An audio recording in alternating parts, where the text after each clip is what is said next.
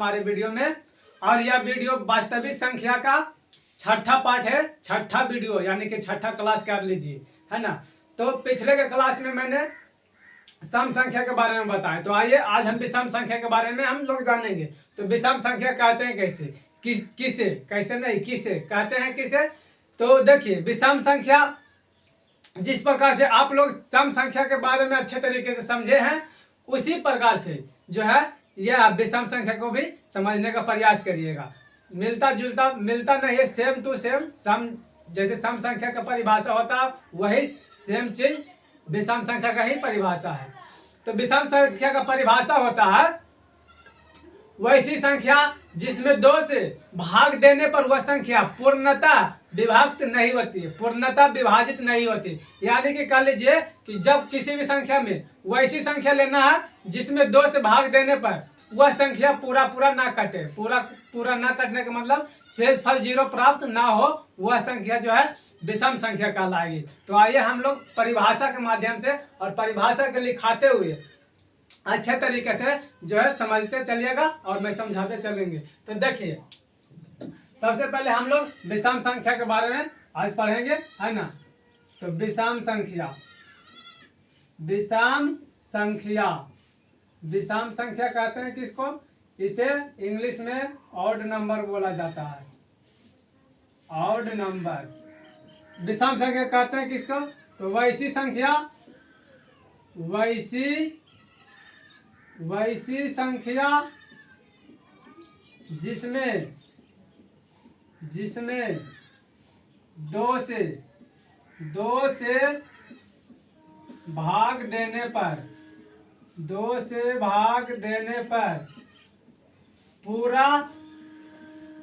पूरा विभाजित नहीं होती है, विभाजित नहीं होती है, उसे विषम संख्या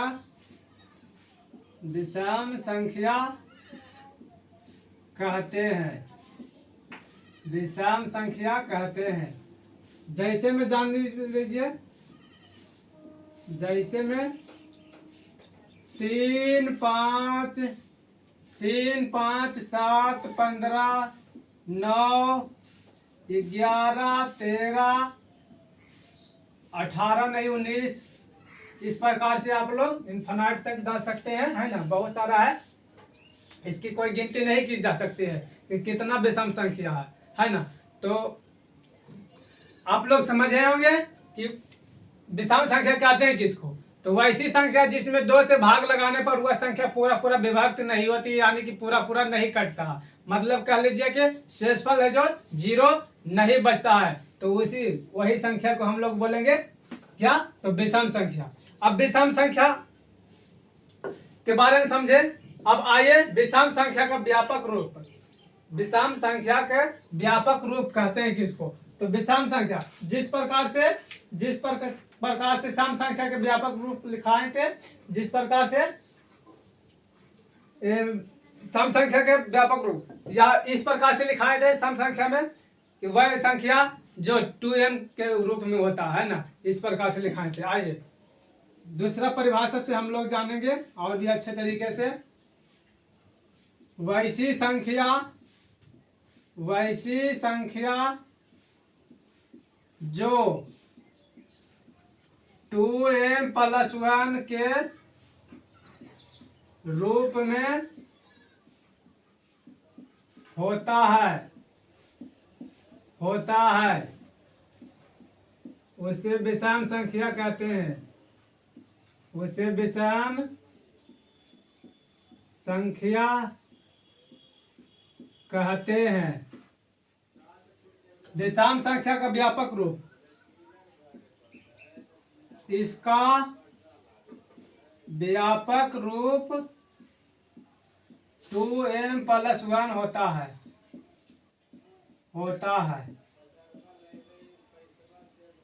जहां m एक पूर्ण संख्या पूर्ण संख्या है। जहां जहां आपको m दिखेगा वहां वहां पूर्ण संख्या रखना है ना, पूर्ण संख्या। अब कहिएगा पूर्ण संख्या कहते हैं किसको, तो पूर्ण संख्या जीरो से लेकर इनफाइनाइट तक को हम पूर्ण संख्या कहते हैं। पिछले के वीडियो में बताए हैं, अच्छे तरीके से जाकर देखिए पहले उस वीडियो को, तब जाकर समझ में आ जाएगा, है ना। तो m की जगह पर रखना है पूर्ण संख्या। अब आइए हम इसको अच्छे तरीके से डिफाइन करते हैं, इसको अच्छे तरीके से जो है डिफाइन करते हैं, तो आपको समझ में आएगा कि किस प्रकार से जो है सम संख्या होता है, विषम संख्या होता है। तो वीडियो में बने रहिए। और इसके बाद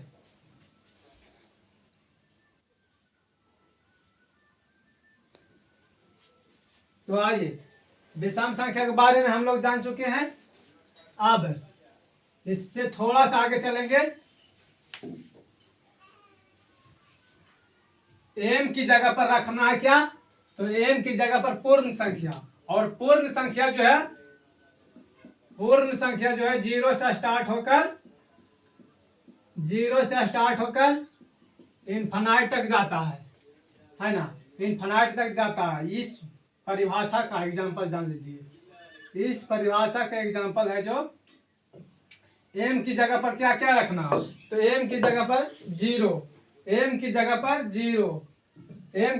जीरो पहले रखते हैं, क्योंकि पूर्ण संख्या जीरो से स्टार्ट होता है, फिर 1, फिर 2, उसके बाद 3, उसके बाद 4, उसके बाद 5, है ना। और विषम संख्या का व्यापक रूप होता है क्या, 2m+1, है ना। तो 2 की जगह पर 2 रखो, m की जगह पर 0, यहाँ पर कुछ नहीं तो गुना और +1, 0 गुना 1 करिएगा तो 0 रहेगा, और 0 में 1 जोड़ेंगे तो 1 आएगा। इसी प्रकार से इसको 2m+1 है, तो 2 गुना 1 + 1 बराबर 3 हो जाएगा। इसको ये दोनों का आपस में गुना करो तो 2 गुना 1 2, 2 में 1 जोड़ना है तो 3 हो जाएगा। फिर उसी प्रकार से 2m+1 बराबर 2 गुना 2 और +1 बराबर 5 होगा।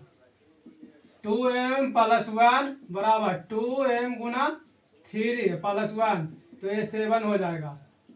2m+1 बराबर 2 गुना 4 और +1 बराबर 9। 2m+1 बराबर 2 गुना 5 + 1 बराबर 11 होगा। तो देखिए ये सब चीज अब आपको नहीं आता है तो जाकर सीखिए कहीं से भी। सबसे पहले गुना का क्रिया होता है, उसके बाद जोड़ का क्रिया होता है ना। तो गुना करके और दोनों को जोड़े हैं, तो देखिए आपको पता चल रहा होगा ये सभी का सभी जो है विषम संख्या है, सभी का सभी विषम संख्या है, विषम संख्या ये सभी का सभी है जो विषम संख्या है ना। तो इस प्रकार से आप लोग अच्छे तरीके से जो है समझ चुके होंगे। अगर जो नहीं समझे हैं तो वीडियो को एक बार ना दोबारा करके देख लीजिए, तब जाकर जो है अच्छे तरीके से और भी अच्छे तरीके से समझ में आएगा। अब आइए इस पर एक सवाल हम करते हैं, तो ध्यान में रखिएगा कि वैसी संख्या जो 2 से पूरा नहीं कटता है वह संख्या विषम संख्या कहलाएगा। और भी परिभाषा है एक, वैसी संख्या जो 2m+1 के रूप में होता है उसे विषम संख्या कहते हैं। या फिर m की जगह पर हमें पूर्ण संख्या रखना है, पूर्ण संख्या 0 से लेकर इनफाइनाइट तक होता है। अब आइए एक सवाल कर लेते हैं, निम्नलिखित में कौन विषम संख्या का रूप है। सवाल में है निम्नलिखित में से कौन विषम संख्या का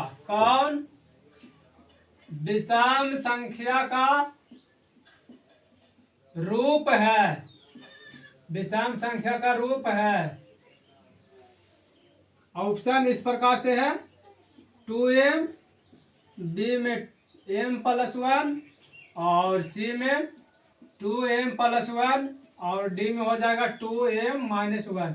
इस प्रकार से है ना। तो जैसा कि अभी तुरंत बताए हैं कि वैसी संख्या जो 2m+1 के रूप में होता है वह संख्या जो है विषम संख्या कहलाता है, या फिर विषम संख्या का व्यापक रूप 2m+1 होता है। तो इसका उत्तर हो जाएगा ऑप्शन नंबर सी, वैसी संख्या जो 2m+1 के रूप में होता है। और m की जगह पर हमें रखना क्या, तो पूर्ण संख्या रखना है, पूर्ण संख्या। आइए एक और सवाल कर लेते हैं, निम्नलिखित में से कौन सम संख्या का रूप है। आइए देखिए, पीछे हम बताए थे विषम सम संख्या के बारे में, उसके बारे में, तो उससे एक सवाल ले लेते हैं। निम्नलिखित में से कौन, निम्नलिखित में से कौन सम संख्या का रूप है, सम संख्या का रूप है। आपके ऑप्शन में दिया गया है 2m-1, बी में दिया गया है 2m, और सी में दिया गया है a और b, और डी में दिया गया है नन मतलब इनमें से कोई नहीं, इनमें से कोई नहीं। तो देखिए सम संख्या के व्यापक रूप क्या होता है, तो सम संख्या जो है 2m के रूप में होता है, तो सम संख्या 2m के रूप में होता है। और इस सवाल में हमसे पूछा गया निम्नलिखित में से कौन सा सम संख्या का रूप है, तो ऑप्शन नंबर ए हो जाएगा, बी हो जाएगा, ऑप्शन नंबर बी हो जाएगा। क्यों, तो परिभाषा से आप लोगों को हमने सिखाया, और जैसा कि नहीं देखे हमारे वीडियो भी पिछले के, तो उस वीडियो को जाकर देखिए, तब जाकर ये सब बातें जो है अच्छे तरीके से समझ में आएगा। अब हम लोग चलते हैं थोड़ा सा और आगे। तो देखिए थोड़ा सा और आगे चलने का मतलब क्या है कि अब हम लोग परिचय जानेंगे। देखिए परिचय, जैसे कि इतना सारे बातें पढ़ रहे हैं, तो ये सब किस में पढ़ना है, तो ज्यामितीय में पढ़ना है, मतलब कि इसके वास्तविक संख्या का परिचय हम लोग जानेंगे, है ना, वास्तविक संख्या का परिचय। तो देखिए परिचय जानेंगे, इंट्रोडक्शन, परिचय,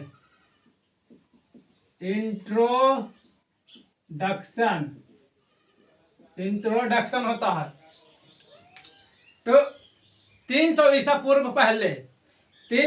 पूर्व पहले ग्रीक गणितज्ञ यूक्लिड और एक फारसी गणितज्ञ अल-ख्वारिज़्मी ने अंक गणित में अनेक प्रकार के सिद्धांत दिए, अनेक प्रकार के कथन दिए, और उनमें से उनका कथन, मतलब कि दोनों का कथन जो है उनके द्वारा निकाला गया महत्तम समापवर्तक, और आज मतलब आधुनिक समय में कंप्यूटर द्वारा निकाला गया महत्तम समापवर्तक जो है मिलता जुलता है ना, कुछ महत्तम समापवर्तक जो है मिलता जुलता है, इसलिए इसका अल-ख्वारिज़्मी और एक ज्यामितीय कथन यूक्लिड ने दोनों मिलकर जो है बहुत अच्छे तरीके से अध्ययन किया, बहुत अध्ययन करने के बाद जो है उनका कथन साबित हुआ।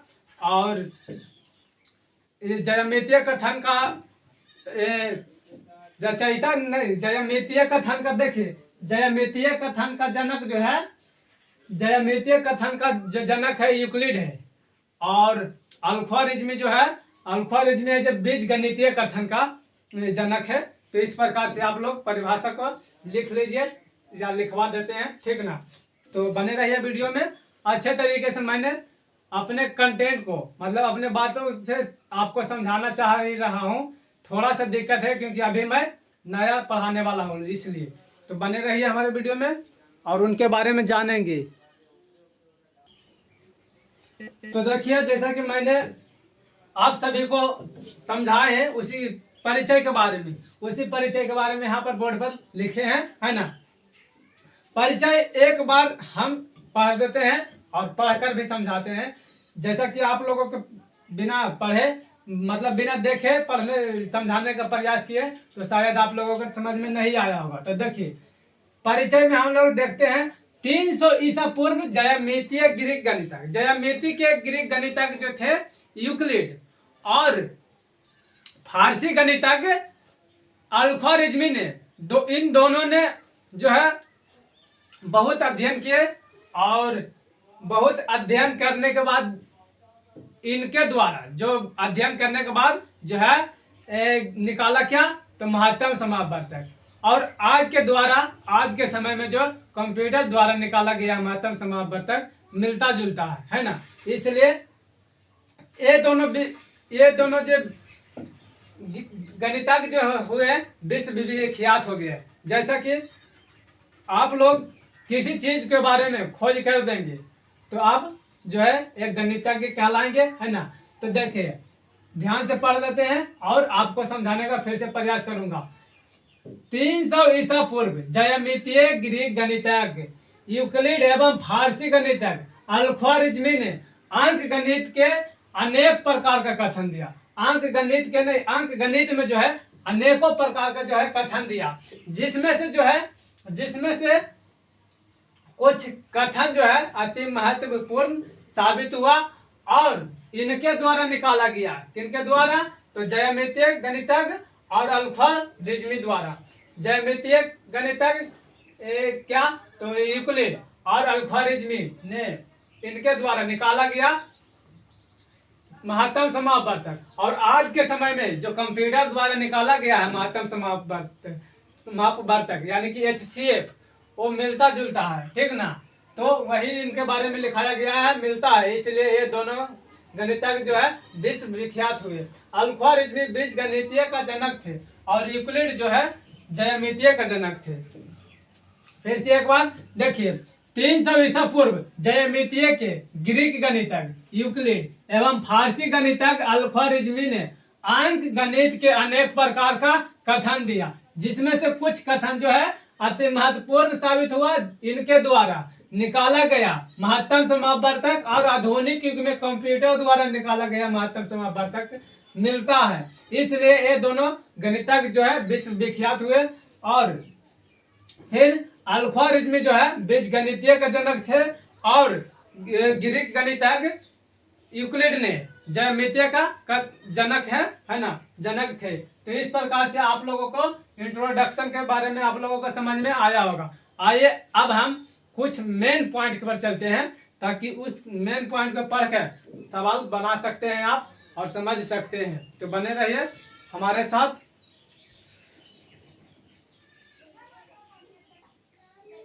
उसके बाद तो देखिए आप लोग,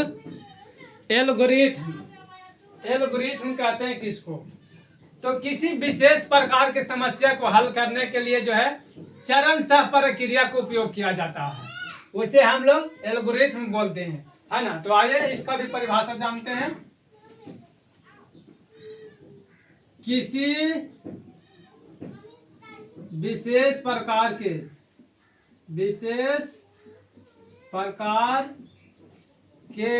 प्रश्न को हल करने के लिए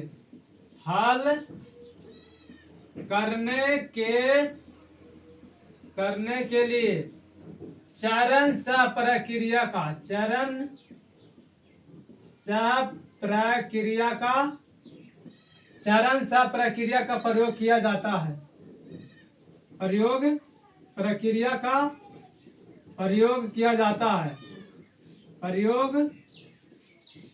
किया जाता है, उसे एल्गोरिथम कहते हैं। उसे एल्गोरिथम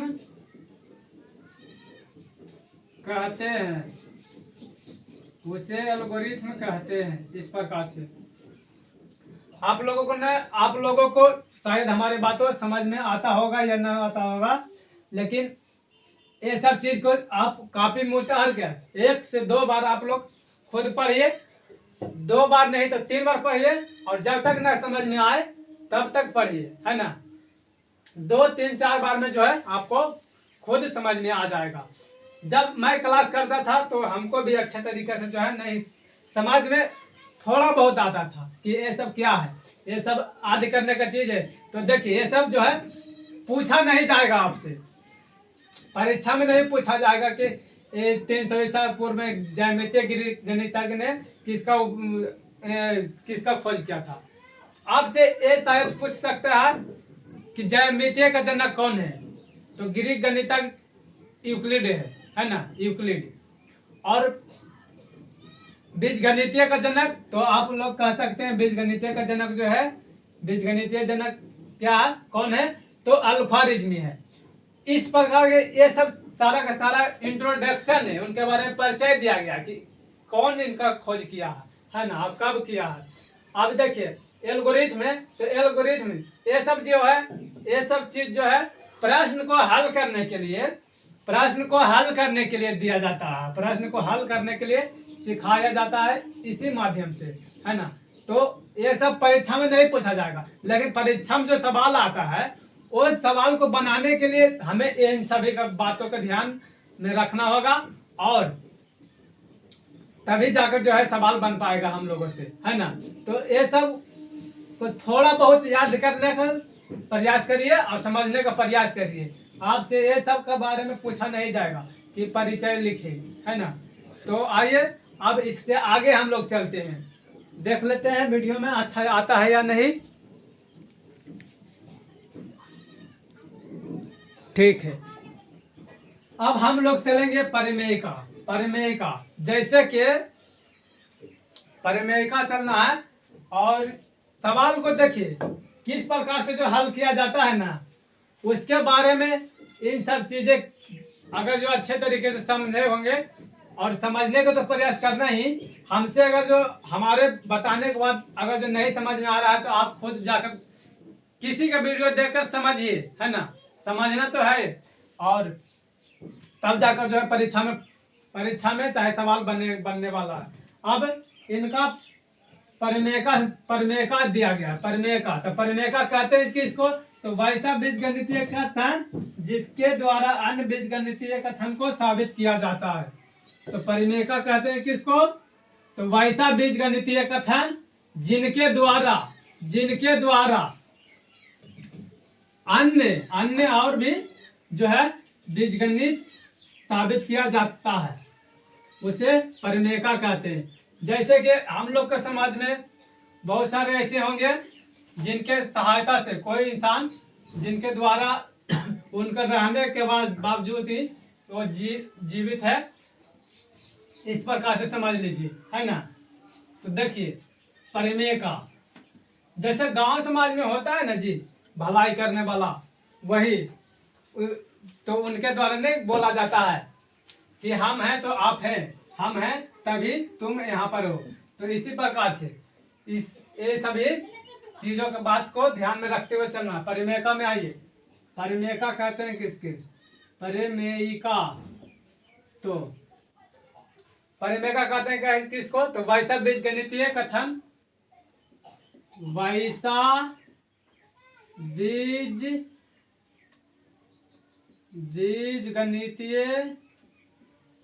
गणितीय कथन जिनके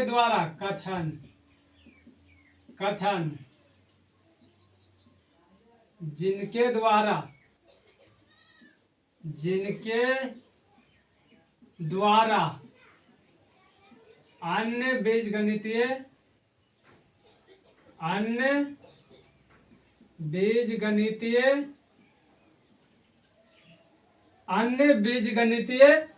कथन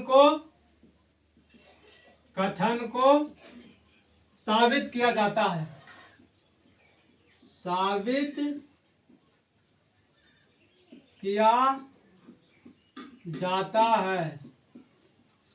किया जाता है, उसे परिमेयिका कहते हैं, उसे परिमेयिका कहते हैं। इस प्रकार से आप लोग समझ चुके होंगे, समझने का प्रयास करिएगा तो समझ ही जाइएगा, है ना। समझने का जब प्रयास करिएगा, नहीं समझ में आ रहा होगा तो एक बार दो बार आप खुद से पढ़िए, तब जाकर जो है आपको समझ में आएगा। परिमेयिका कहते हैं किसको, वैसा बीजगणितीय कथन जिनके द्वारा अन्य बीजगणितीय कथन को साबित किया जाता है, उसे परिमेयिका कहते हैं। तो जैसा कि आप लोगों को समझाने का मैं प्रयास किया, समझाने का जो बात वीडियो के माध्यम से प्रयास किया, वो आप लोगों को समझ में आया होगा। और थोड़ा एक दिन और चलने वाला है, थ्योरी 1 से 2 दिन चलने वाला है थ्योरी। और उसके बाद जो है सवाल पर चलेंगे। तो आज के लिए जो है इतना ही तक रहने देते हैं, ताकि ज़्यादा एक दिन पढ़ा देने से आप लोगों को भी दिक्कत होगा याद करने में। शायद हमारे बातों से, हमारे वीडियो से अगर जो समझ में नहीं आता तो 1 से 2 बार आप लोग पढ़िए खुद से, तब जाकर जो है आप लोगों का समझ में आ जाएगा। ठीक है, तो आज के लिए इतना ही। मिलते हैं नेक्स्ट वीडियो में।